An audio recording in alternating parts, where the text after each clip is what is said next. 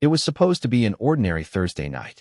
Mark had just come home from his late shift at the hardware store, shoulders aching, his mind heavy with the same worries that followed him everywhere: rent, bills, and whether he was doing enough for his daughter, Emily.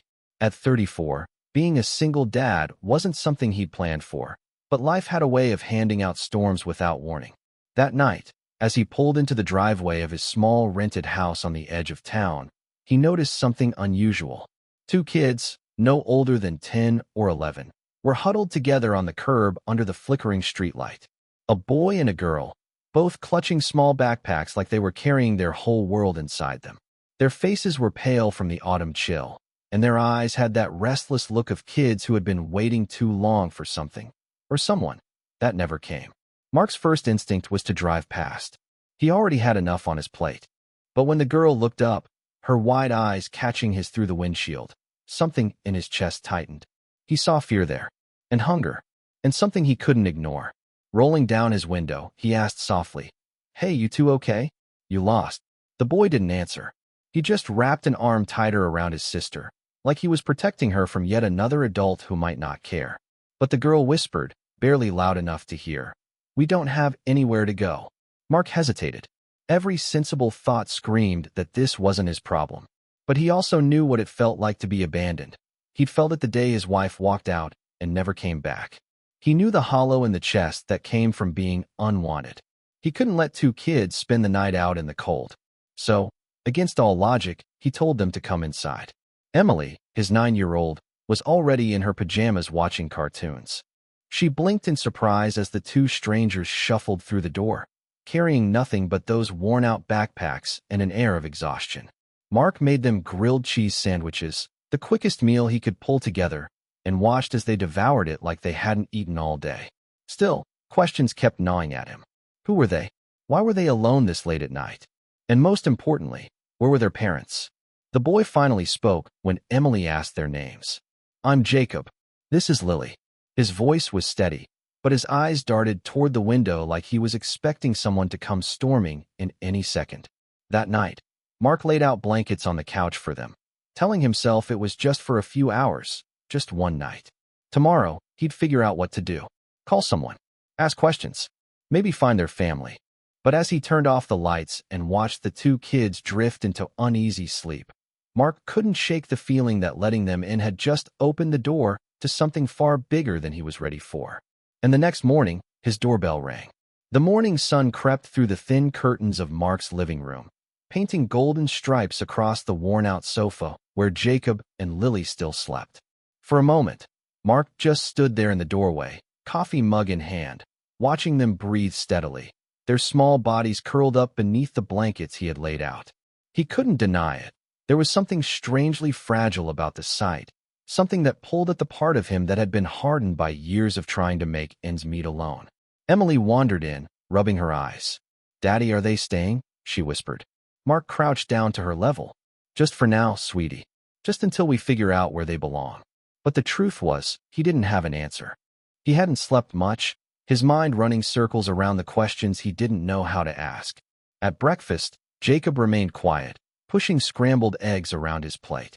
Lily, on the other hand, kept sneaking glances at Emily, as if she was testing the waters of something she desperately wanted: normalcy. She giggled when Emily showed her how to pour just the right amount of syrup on her pancake, and for a moment, it felt like they weren't strangers at all. Still, the air was heavy with the unspoken. Mark finally cleared his throat. "So, where are your parents? Should I call them? Do they know you're here?" Jacob's fork froze. His jaw tightened.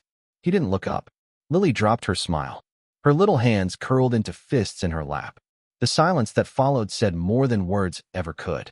Mark leaned back in his chair, heart sinking. Something wasn't right. But pressing them too hard now would only push them further away. He knew that much. Later, as Emily left for school, Mark found himself staring at the kids' backpacks in the corner. Worn, frayed at the edges, too light to carry much of anything. Inside, he found only a few crumpled clothes, a toy car missing one wheel, and a folded-up picture, creased and faded. The photo showed Jacob and Lily with a tall man in an expensive suit, smiling on the front lawn of a house that looked nothing like the life they carried on their shoulders. Mark stared at the man's face. He didn't recognize him, but the confidence, the wealth, practically bled through the image. Whoever he was, he didn't look like the type to simply misplace his children. When he tucked the picture back into Jacob's bag, the boy's voice startled him. "Don't call him," Jacob said firmly, standing in the doorway. His dark eyes were steady, but there was something behind them, a fear that ran deeper than any child should ever carry. Mark opened his mouth, but before he could reply, the doorbell rang again. 3 sharp knocks followed. The kids froze. Lily's face drained of color. Mark's chest tightened. Whoever was on the other side of that door wasn't just a casual visitor. And for the first time, he wondered if letting those kids in had been a mistake. The knocking came again, harder this time, rattling the thin door frame. Mark's pulse spiked. He glanced at Jacob, who was standing rigid, fists clenched at his sides, his jaw set in a way that didn't belong to a boy his age. Lily slipped behind her brother, clutching the hem of his shirt like he was her shield. Mark swallowed, his mind racing. Should he answer? Pretend no one was home? Call the police? But the certainty in Jacob's voice, "Don't call him," echoed in his head. He stepped closer to the door, peeking through the narrow window beside it. A man stood on the porch. Not just any man. He was tall, broad-shouldered, with sharp features that seemed carved from stone. His suit was pressed to perfection, his shoes gleaming even in the dust of the gravel path. He wasn't just some stranger off the street. He radiated authority, wealth, and an unsettling calm. The man lifted his head, and for the briefest moment, his eyes met Mark's through the glass. Cold, calculated, like he already knew everything that was happening inside. "Open the door." The man's voice boomed, deep and steady. Not a request, a command. Mark's hand hovered over the knob, but Jacob's sudden whisper froze him. "Please, don't let him in." Mark turned. Jacob's eyes weren't just afraid. They were pleading, desperate, like opening that door would mean more than just handing the kids back. Confusion twisted in Mark's chest. This man looked like he could buy half the town, yet his kids had been sleeping on a stranger's couch the night before. None of it made sense. Why would children of someone like him end up out in the cold, clutching backpacks filled with scraps of their lives? "Mark Reynolds?" The man called, his voice cutting through the silence.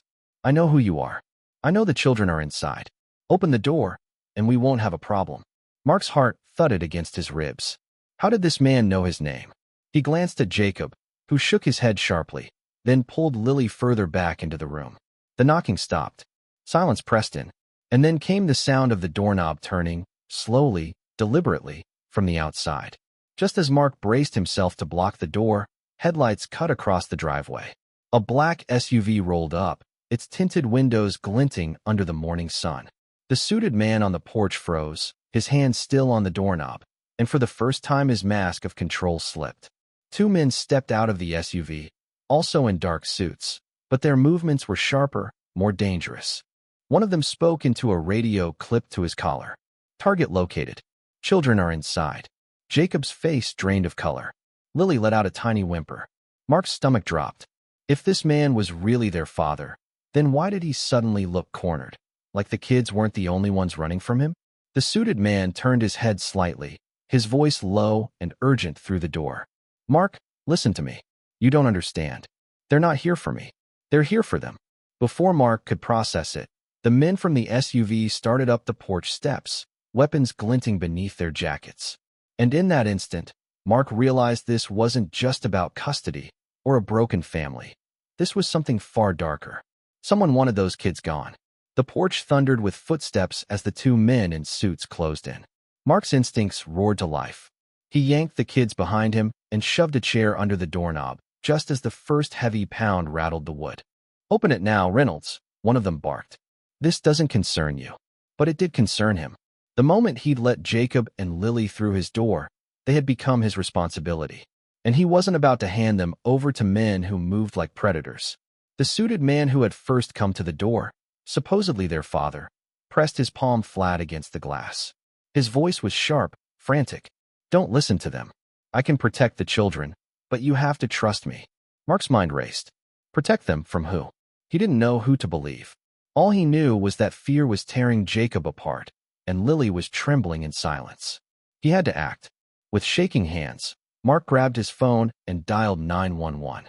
Before he could even speak, one of the intruders smashed the window beside the door. Shards of glass sprayed across the room. Mark pulled the kids back, shielding them with his body. Then, headlights blazed again. Another vehicle screeched into the driveway. This one was sleek, armored-looking, with a government seal stamped on the door. Armed officers piled out, weapons drawn. Federal agents. "Drop it," one shouted. The intruders froze. In seconds, they were wrestled to the ground, handcuffed, shouting curses as the agents swarmed the porch. Mark stood in stunned silence, still holding the kids close. One of the agents approached him, calm but firm. "Mr. Reynolds, thank you. We've been tracking these men for weeks. They're part of a trafficking ring. The children, they were the targets." Mark's breath caught. He looked down at Jacob and Lily, their wide, tearful eyes searching his face. But before relief could settle, the suited man, the one claiming to be their father, stepped forward. Two agents held him back, but his words cut like a knife. "They're not who you think they are, Mark. They're not my kids." The air went still. Jacob's hand tightened in Mark's. Lily's gaze dropped to the floor. And in that instant, Mark realized the story wasn't over, because the truth about who these children really were had yet to be revealed. For a long moment, the house was nothing but silence, broken only by the muffled sounds of agents outside securing the men in suits. Mark's hands were still trembling as he kept Jacob and Lily close, his mind trying to catch up with the words he had just heard. "They're not my kids." The supposed father's voice echoed in his head. It didn't make sense, yet in Jacob's steady grip and Lily's haunted eyes, he felt something more powerful than any explanation. These children were carrying a truth heavier than either of them should have to bear. An agent finally stepped inside, his expression softer than the others. "Mr. Reynolds, I think it's time you knew. Jacob and Lily aren't missing children. They're witnesses." Mark frowned. "Witnesses? They're just kids." The agent nodded. "Kids who saw things no child should ever see. Their real father, yes, a wealthy businessman, was killed months ago. He was laundering money for dangerous people. When he tried to walk away, they silenced him. These children have been hiding ever since, shuffled from place to place, because the people behind his death wanted them gone too." The words landed like stones in Mark's chest. Suddenly, the fear in Jacob's eyes, the guarded silence, the reason they carried so little, it all came together. They weren't running away from a cruel parent. They were running for their lives. Mark looked down at them. Jacob stood tall, trying to look braver than he felt, while Lily clung to his side, her innocence cracked by secrets no child should bear. In that moment, Mark didn't see strangers anymore. He saw two souls who had carried the weight of the world alone, and who had, for one fragile night, trusted him enough to step through his door. "What happens to them now?" Mark asked quietly. The agent hesitated. "They'll be placed in protective custody. Safe houses. Constant supervision until the trial is over. It's the only way." Mark's throat tightened. Safe houses. Foster care. Cold walls and new faces that cared because they were assigned to, not because they wanted to. He thought of Emily, how she had already asked if the kids could stay, how Lily's laugh had lit up the breakfast table, how Jacob had finally let his guard down, just a little, under his roof. Kneeling down, Mark met Jacob's eyes. "Listen, whatever happens next, you're not alone anymore. You hear me? If you need me, if you need us, you know where to find me." Jacob didn't speak, but his nod was enough. By the time the agents led them out, dawn had fully broken, painting the street in soft light. Emily stood in the doorway, confused and sleepy, watching her new friends leave with strangers. Mark rested a hand on her shoulder. "Sometimes, kiddo, doing the right thing doesn't mean it's easy. It just means it matters." As the SUV pulled away, Mark felt a hollow ache in his chest, but also something else. A reminder that sometimes family isn't about blood or last names. Sometimes it's about showing up when no one else will. And though the door closed behind him, Mark knew deep down, this wasn't the end. It was only the beginning of a story that had found him the moment two frightened kids looked up from the curb and asked, without words, for a chance at safety.